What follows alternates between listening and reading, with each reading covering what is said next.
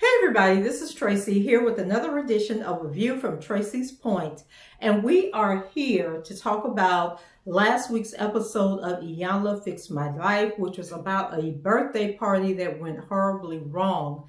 And so Iyanla has been on, I believe, for about 9 years, and this is actually her final episode. She said she done helped as many people as she can help, and she's moving on to the next chapter of her life.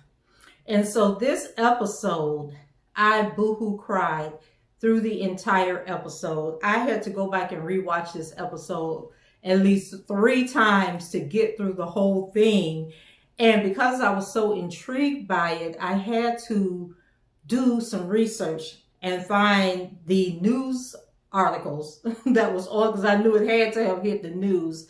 And so I did some research, and I wanted to get the backstory and incorporate it into this review, because it was obvious that I think it's natural for us to tell stories from our own perspective, and our own perspective may not be exactly what happened. And this incident actually took place in 2006 or 2007. And so, of course, a lot of memories are distorted over that time period. And what brought the story back to the forefront and made this family want to seek help, eventually seek help, is because there were 5 people arrested in this case. And the final 2 actually didn't go on trial until a few years ago. And so they reached out to Iyanla, to help them with this and to rebuild their family relationship and get to the root of the problem. A synopsis of what took place is that we have 2 sisters, Ann and Shantara,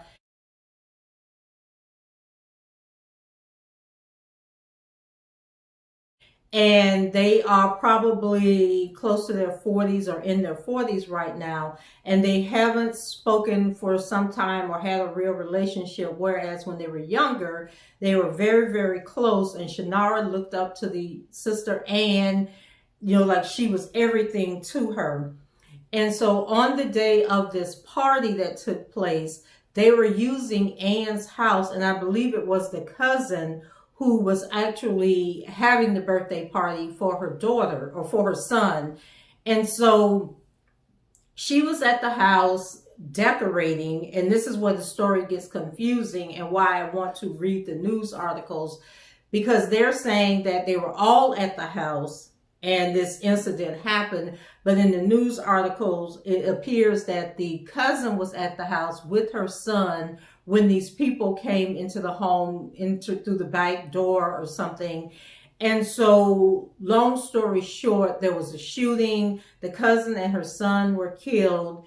And the 2 sisters that are on the show, on Iyanla, they took off running, and both of them were shot. But the sister Shantara actually left her 2 small children on the porch, and her 2 children were shot.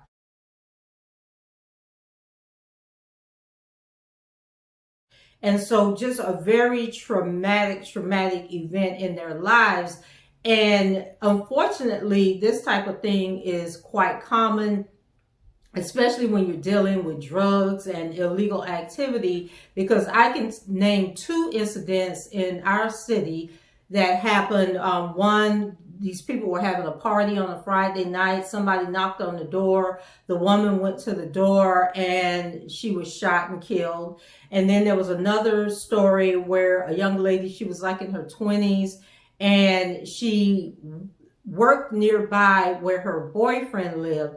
And so she worked the 3rd shift, which is 11 to 7. And when she would go to lunch, on her lunch break, she would go to the boyfriend's house.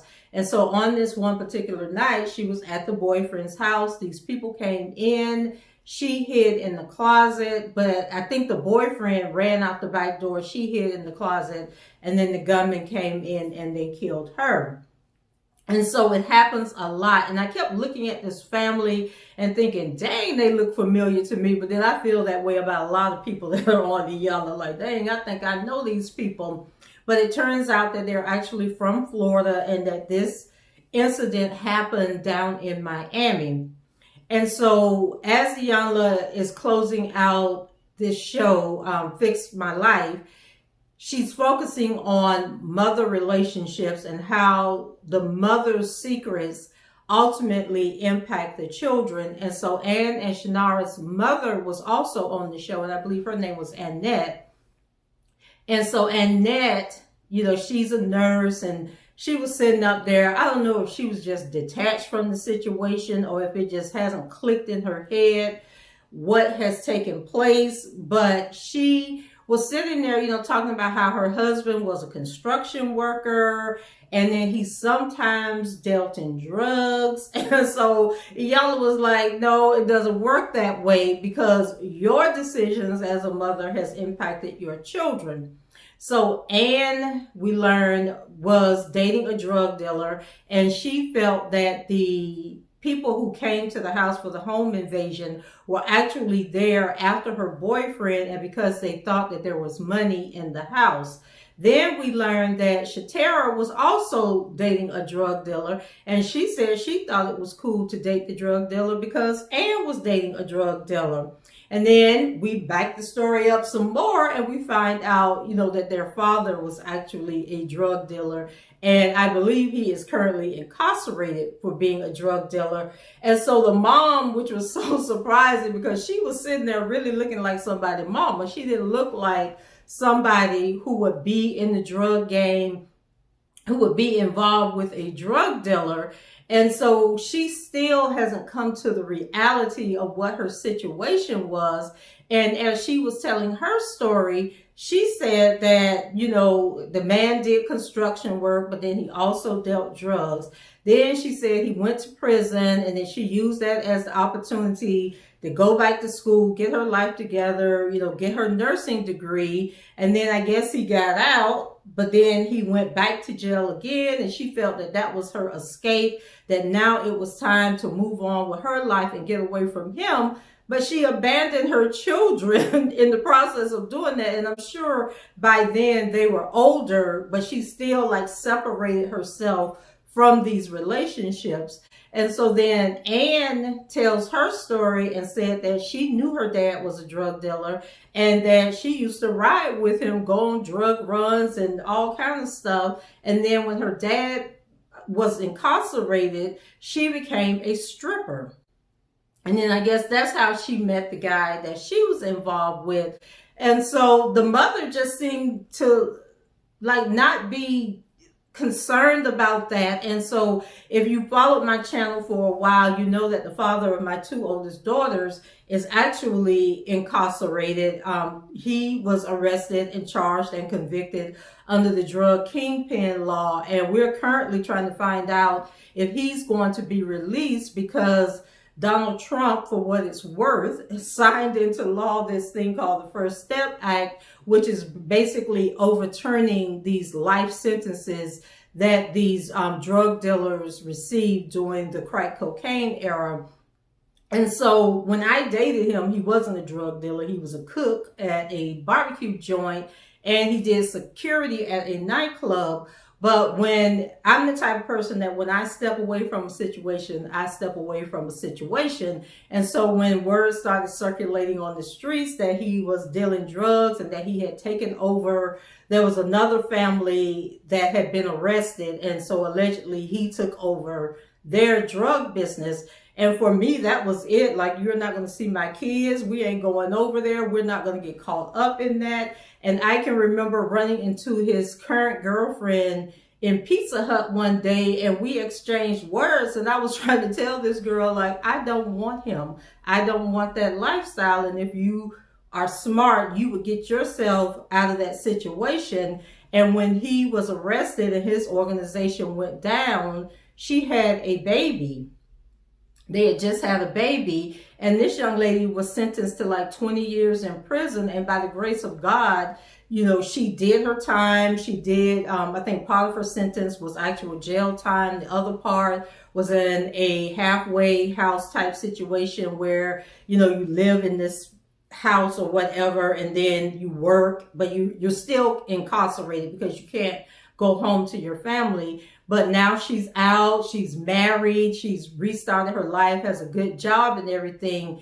But, this kind of stuff is serious and it can really impact your life. So my thing to my daughters is, don't get yourself in those situations that can land you in jail, and don't get yourself in a situation that can land you in a coffin, like that. I don't mince words with it. So to sit there and watch this mother act like this was okay, to act like her husband has put their whole family in jeopardy, her husband who has gone to prison, left them to fend for themselves, to not sit your daughters down and talk to them and say, this is not the lifestyle that you want to live. This is not something you want to get involved with. It just boggled my mind. And the way she was sitting there, like so detached, it was just really troublesome to me. So as the show went on, we learned that when one of the last guys that was convicted was on the stand, he made the statement that before he killed the cousin, she said, I should have known not to come over here. So what Iyanla was trying to get them to understand is, you can't be mad at each other about how the situation turned out, because Ann was like, she said that's something she was going to take to the grave with her, was that the cousin had made that statement, and that statement was so powerful that the guy who killed her remembered it and brought it up during his trial. And so Iyanla wanted them to understand, Ann, you knew your father was a drug dealer and you still dated a drug dealer. And then she kind of slipped in that she was still with the guy, or she was still with the guy after the shootings took place. Like, I couldn't figure out like whatever happened to the guy. And in my research, I couldn't find anything on him or find out what happened to him. But anyway, so Iyanla was telling her, like, you should have learned, your mother should have told you this was wrong. You should have recognized that this was wrong. And then when you had your children, you shouldn't have wanted your children to be a part of that situation. But you invited people into your home, told them they could have this party, knowing that you were dating this guy and that this was a dangerous lifestyle. And then she told Shantara, and I might not even be pronouncing her name right, forgive me if I'm pronouncing it wrong, but then she told her, you knew that your sister was dating a drug dealer. You knew that it's dangerous, right? It's a dangerous lifestyle, but you chose to go to the house that day and be a part of this party. So you made a conscious decision that you didn't care that this was, the house of somebody who was breaking the law. And then the fact that the cousin made that statement was her last words, then that meant that she knew. So she made a conscious decision to be in the house knowing what was going on there. And so everybody has to take responsibility for their role in what took place, and they can't blame it all on Ann. And so Shantara's problem was she was shot and both of her kids were shot. And the one son, he was actually on the show. His name is Tony. And so Tony lost one of his eyes and he wears a prosthetic eye. And I believe he may have been the one that contacted Iyanla and said, it's time for my family to heal from this. And so he is 20 years old now, which means that he was like 4 years old when this shooting took place. And so she's angry because Tony has this issue with his eye. And then her other daughter, who wasn't on the show and who I'm thinking is probably like in a vegetative state of some sort, because she said that she lost half of her skull. And so now she feels that her life stopped back in 2006 when this happened, because now she has these 2 disabled kids that she's left to take care of. And so now she doesn't have a life anymore, like everything is gone. but Ann kids weren't there, and they're able to carry on with their life like nothing happened.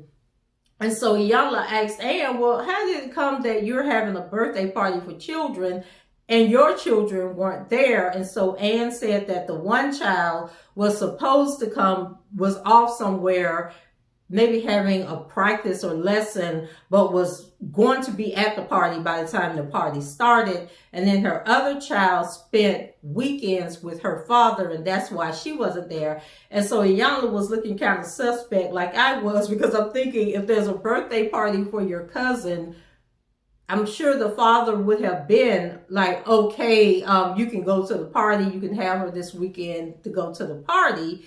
And then what was the father's role in all this? Was he a drug dealer also? Because I wouldn't want my child living in a house with somebody who's a known drug dealer, especially down in Miami, child, because it is really ruthless down there. And so it was just like a lot of pieces missing. And then why weren't her children on the show to talk about how the story impacted them? And so that's what I'm saying. It was like a lot of missing pieces in the story that was really confusing. Her response to Shantara was, I tried so many times to be there, but you wouldn't let me be there. I want to help you. I wanted to help you with the kids. I love the kids. But Shantara said she was so angry that all she was thinking about was if it had been her and this had happened at her house, that she would have wanted revenge, that she would have went out and made sure that these guys paid for what they did. And Ann made like the most profound statement the entire show. And Ann's response to Shantara, when Shantara said that if it had been her, she would have sought revenge, was, why would we do that? Like, I'm not Scarface. She was like, we've already been through hell. Right now, I want to go to heaven. You're like, I'm not trying to get revenge. I'm not trying to do eye for eye. But Shantara said, at that moment, that's how she felt about the situation, that if Ann really cared and Ann really didn't have anything to do with it, that she would have done something about it. And then once again, they still don't mention Ann's boyfriend or whoever this guy was. And like, what did he say? How did he feel knowing that this happened, this tragedy happened at his home because people were coming to try and rob him? And like, they never covered that part of the story. And that was the most perplexing to me. And so Iyanla, of course, she has her little games that she wants them to play. And she had this board, and the board had things like guilt, compassion, anger, and she would spin the board, and then each person had to tell, what they were feeling. And so at the end of the show, Tony came out, which was the nephew who was shot in the eye. And so he had did a video that he posted to social media when he was piking to come to the show. And he was basically saying that, he wants to give his life to ministry, that it is time for his family to get over this. They can't undo what was done 14 or 16 years ago, or however long it was, that they can't undo it. So it's time, to mend the fences and come together. However, when he was on the show and Iyanla began talking to him, he did admit to them that he was angry, that he was upset, and he shared experiences of going to school and people laughing at him and making fun of him and calling him names because of his prosthetic eye. And so he said, that was very traumatic for him. But, because of his belief in God, he's been able to overcome that. And he's just ready to heal. He's ready to grow. They were talking about getting therapy and moving beyond this tragedy that happened in their life. And so I'm going to go ahead now and read. There were 4 articles that I was able to find.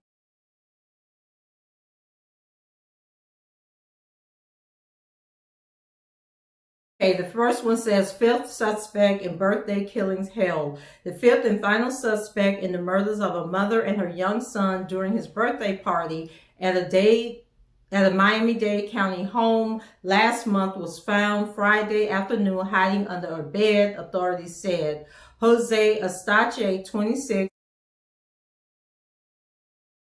of West Palm Beach, had been staying at a rented duplex in the 1900 block of Southwest 70th Way in North Lauderdale for at least a couple of days before officers with a multi-agency task force received a tip Friday that Estache was at the home, said U.S. Marshal spokesman Barry Golden. He knew he was being looked for.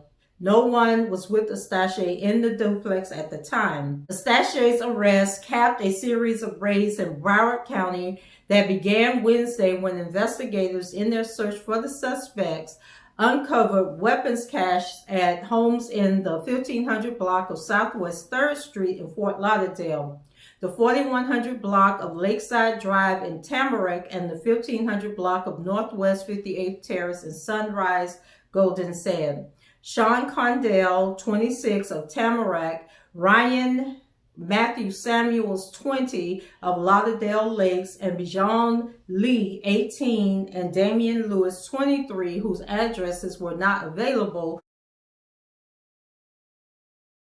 were arrested or detained in those raids. The four were charged Thursday in Miami-Dade County and faced murder, attempted murder, and robbery charges. In the Fort Lauderdale search, investigators said they found dozens of high-powered rifles and handguns, some of which were hidden inside a large-screen TV. Many of the guns had been reported stolen in the Hallandale gun shop burglary. In 16 years of law enforcement, I've never seen so many weapons in one house, said Golden. Investigators described the group as violent home invasion robbers who targeted the birthday party October 14th and fatally shot Carla A. Quealy, 34, and her 7-year-old son, and seriously wounded 2 other young children at a house in the 20,500 block of Northeast 9th Place. Miami-Dade police, with the help of other agencies throughout South Florida, assigned 3 teams of investigators to look into the case. They tried to go about as quietly as possible as to not tip anyone off about which suspects they had identified. 3 of the men already had criminal records in Florida, but none of them have been convicted of a felony, state records show. Estache was arrested in 2005 on 2 counts of aggravated assault with a firearm, 1 count of tampering with evidence, and another count of carrying a concealed weapon. Earlier this year, a Broward County judge ruled him incompetent because of mental illness, court records said. The record indicates the judge let Estache go on a conditional release that included hospital treatment. Samuels was arrested in 2004 on a misdemeanor marijuana possession charge and sentenced to a substance abuse education program. And that was the only information they could find, criminal information they could find on any of these guys. So Carla and her son were at the home decorating, and then Ann arrived and the gunmen were there. And so there was a knock at the door, and the gunman told her to go to the door. And so when she went and opened the door, it was Shantara and Tony and the little girl. And so she told them to run. And so she bust out the door, took off running. Shantara took off running and left her 2 kids on the porch. And she said that all she could do was hear gunfire. And then all of a sudden it stopped. And then, of course, she later found out that her 2 children had been critically wounded. And the gunman went back in the house. And then I guess for retaliation of them running, or the fact that they had shot the other 4 people and thought, they had killed them, they were like, well, okay, we can't leave any witnesses. So then they shot Carla and her son. Then the next article says U.S. Marshals make final arrest in birthday shootings. And this is from Local 10 News in Miami. And it says, further proof that God answers prayers. 5 men are charged in woman's and son's death. And this was from November 10th, 2006. And so it says, On Friday, U.S. Marshals made the fifth and final arrest in connection with the shooting deaths of a mother and her 7-year-old son who were killed during the boy's birthday party. Marshals arrested 26-year-old Jose Astache. He was taken into custody at 1943 Southwest 70th Way in North Lauderdale Friday afternoon. On Thursday, police arrested Rayon Samuel, Matthew Samuels, Sean Condell, Damian Lewis, and Rashid Lee in connection with the October 14th shooting. The men were connected to the shooting by weapons found during the search of a home at 1515 Northwest 3rd Street in Fort Lauderdale. Carla Queeley, 34, and her son, Shaquan Watson, died from several gunshot wounds in a North Miami-Dade County neighborhood. Shantara Curse, 7, and sisters Ann Maynard, 31, and Shantara Maynard, 24, were critically injured in the shooting but have since been released from the hospital. Shantara suffered a serious brain injury when a bullet hit her in the head. Tony Chester, 4, lost an eye because of the injury, and he is still hospitalized. Relatives said that they suspected that the motive for the shooting was robbery. This was a brutal act, said Curtis Maynard, who said he was Queeley's cousin. They were trying to rob the house. Maybe they didn't expect that there was a birthday party. Queeley, who was a nurse, was finishing up decorating the house for the birthday party when the armed men forced their way into the back of the home on Northeast 9th Place, police said. Police said that Queeley and her son were held hostage briefly while she was forced to call her cousins who owned the home to tell them to return to the house. Shortly after other family members arrived, the men started shooting, police said. And so I'm not sure who she was calling.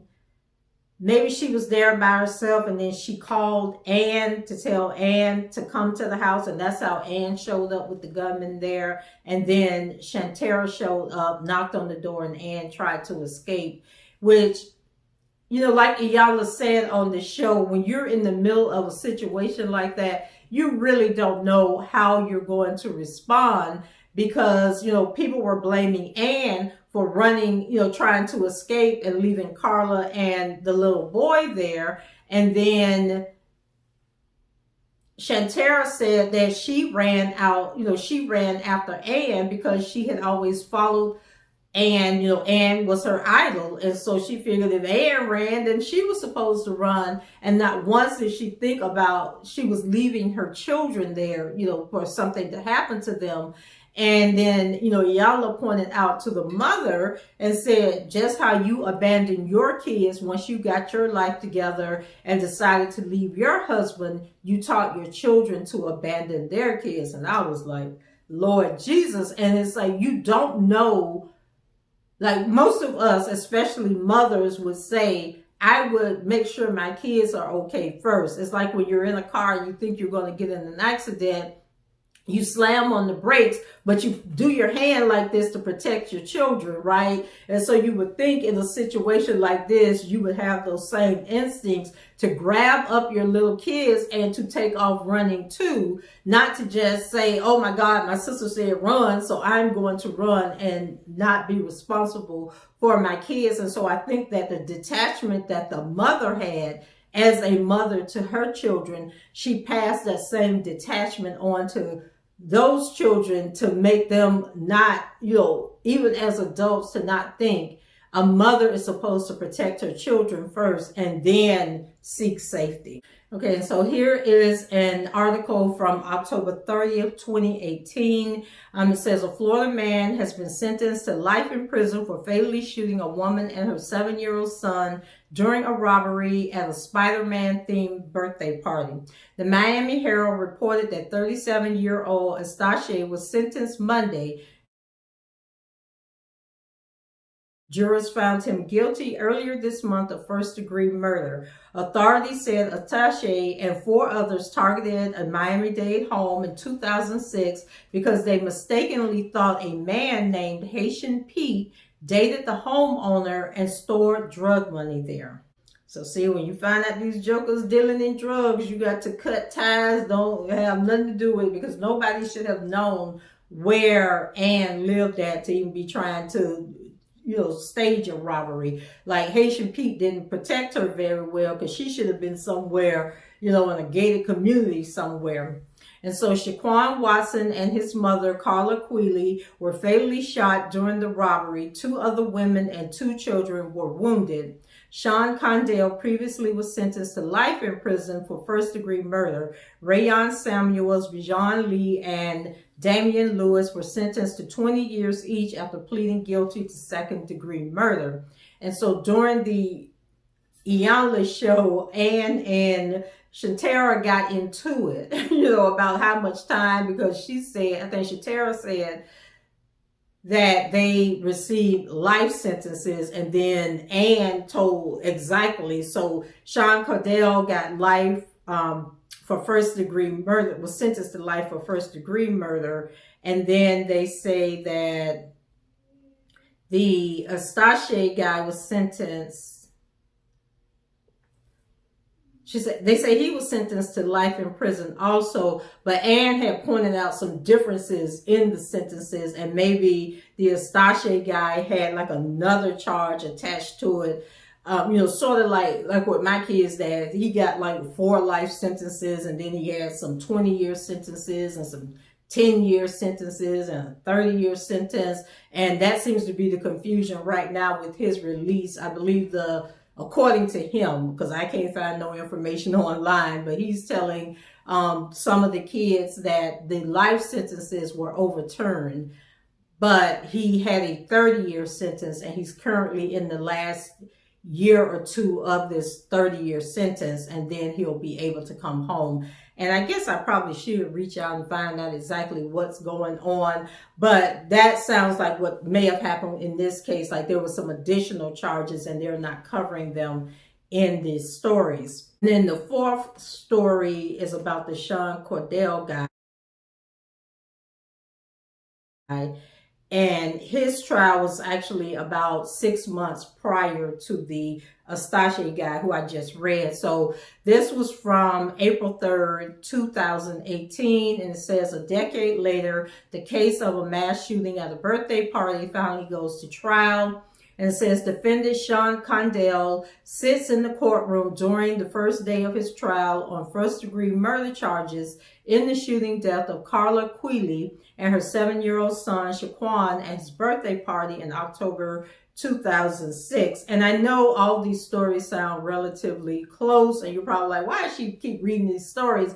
But if you notice, there's little tidbits that are included in each one of the stories to kind of help us piece this together. So we started out that there was a party and there was a shooting.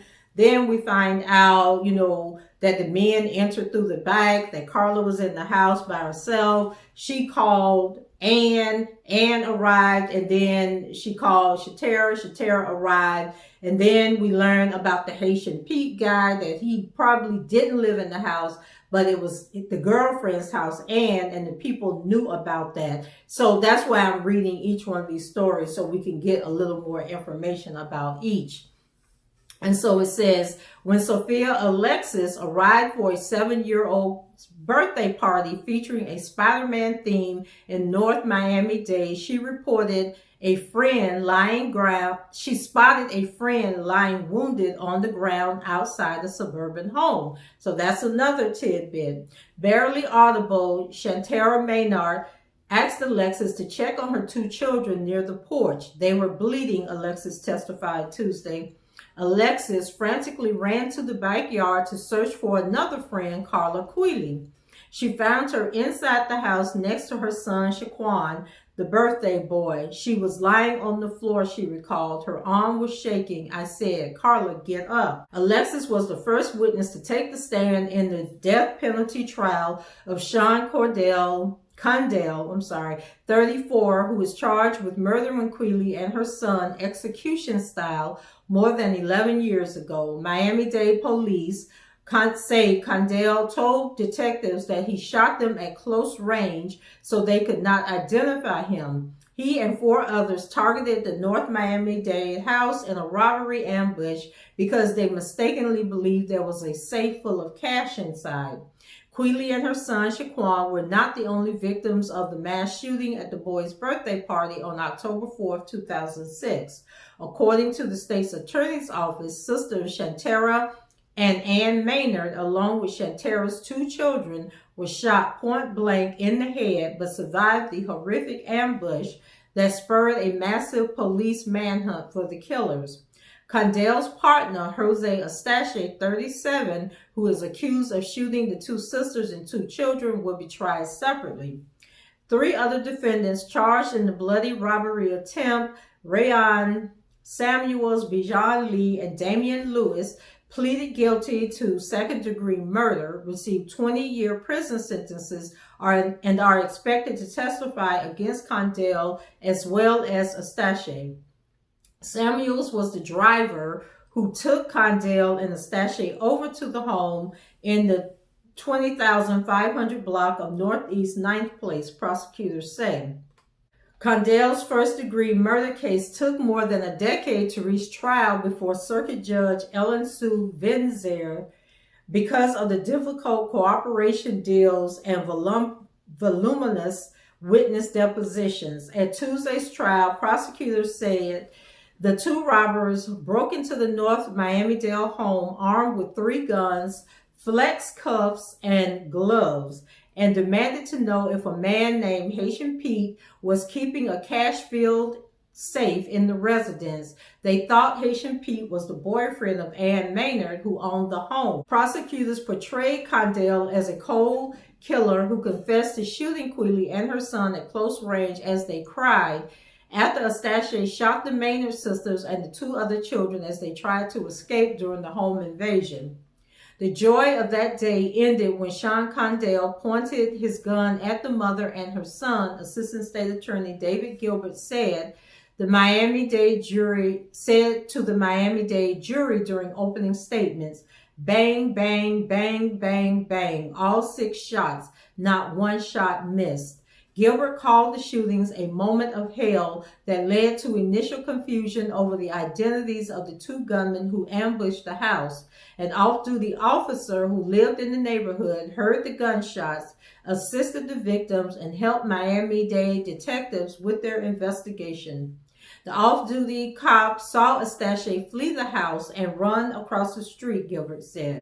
Eventually, Condell confessed that he was the other shooter. I was in the house and it was me, Gilbert said, paraphrasing Condell's statement to detectives. You will hear the defendant in his own words tell you what happened. Despite the confession, Condell's defense attorney, Richard Houlihan, told the jurors that the state's case is a theory. There is one problem with the theory, said Houlihan, who is handling the defense with attorney Bruce Fleischer. Sean was not in the house. Houlihan says Samuels was the killer, contradicting the prosecution's claim that he was the driver who brought Condell and Astache to the home of the birthday party. He asserted that Astache was the brains behind the robbery. Samuels entered the home with him and Condell stayed outside in the car. Houlihan said Condell's confession was not truthful. Lord knows why he said it, but it's not the truth, Houlihan said. In an effort to plant possible doubt in jurors' mind, the defense attorney ended by saying, the issue is who is the second person in the house.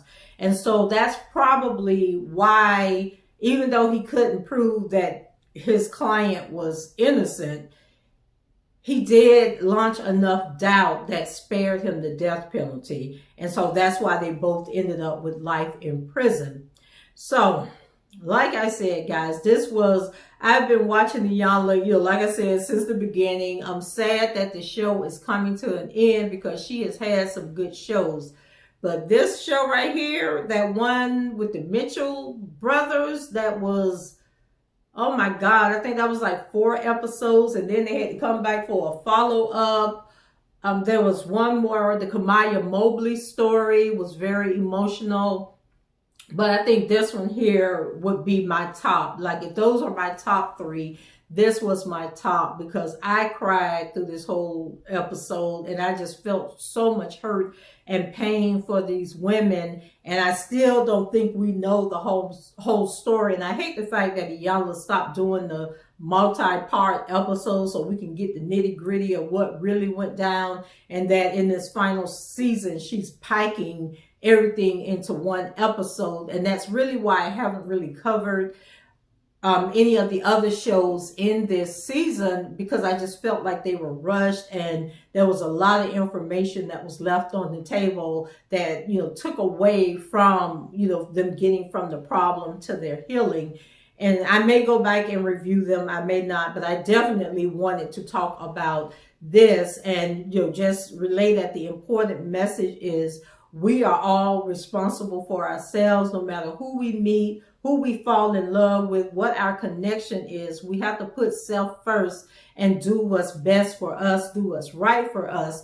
And when we have children, we then have to put what is best for our children before what is best for us.